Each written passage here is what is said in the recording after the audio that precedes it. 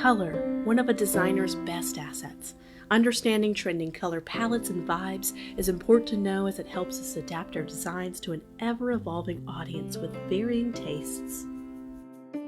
The current trend of gradient patches and meshes seem to be gripping the design world with its lush and vivid combination of colors that feel dynamic and even sometimes jarring.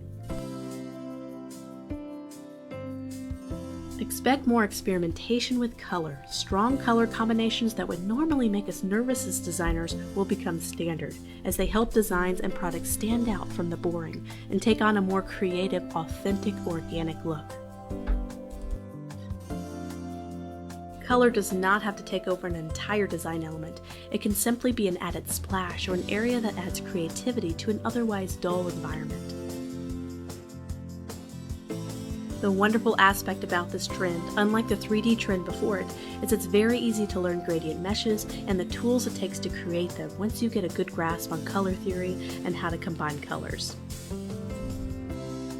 Gradient meshes can be used to create an almost 3D layered effect by using lighter colors for highlights and darker colors for lowlights.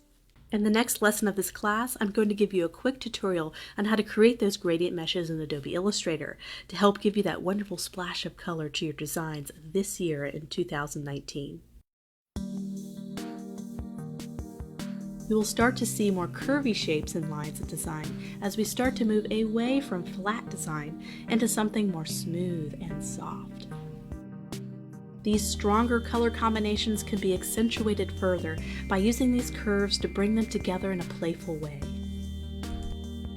With the addition of these more smoother organic shapes, designs and packages can act more like art pieces and less like utilitarian objects. Now that we have some creative juices flowing, I'm going to show you a quick, simple way to start using these gradient meshes and bold curves in your designs by hopping into Illustrator and doing a quick project.